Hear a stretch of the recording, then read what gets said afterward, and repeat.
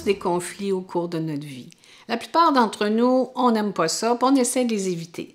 Mais certains conflits sont pratiquement inévitables.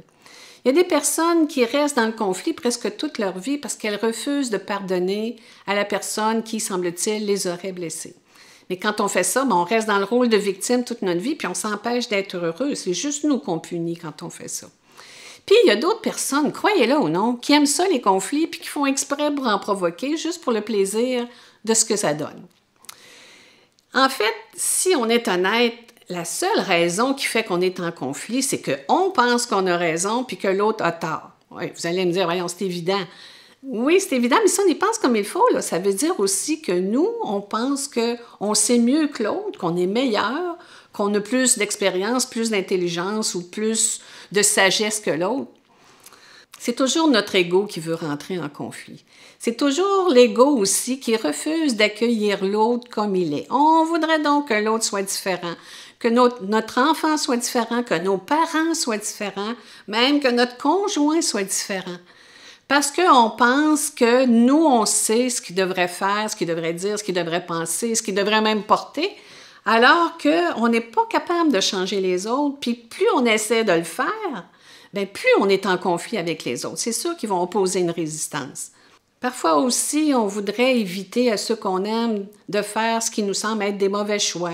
C'est comme si, encore une fois, on pense qu'on sait mieux que l'autre ce dont il a besoin. Mais c'est faux.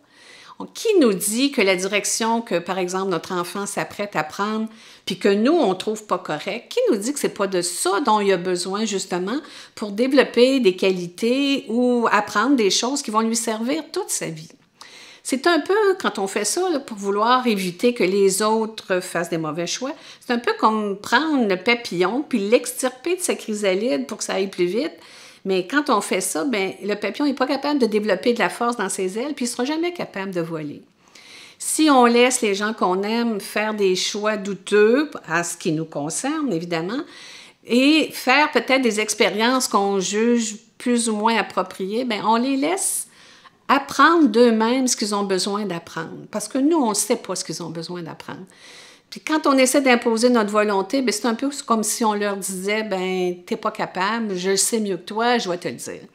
Fait que la solution, bien, un, c'est d'ouvrir son cœur, puis deux, accueillir l'autre comme il est, avec ses choix, avec ses forces, ses faiblesses, ses qualités, ses défauts.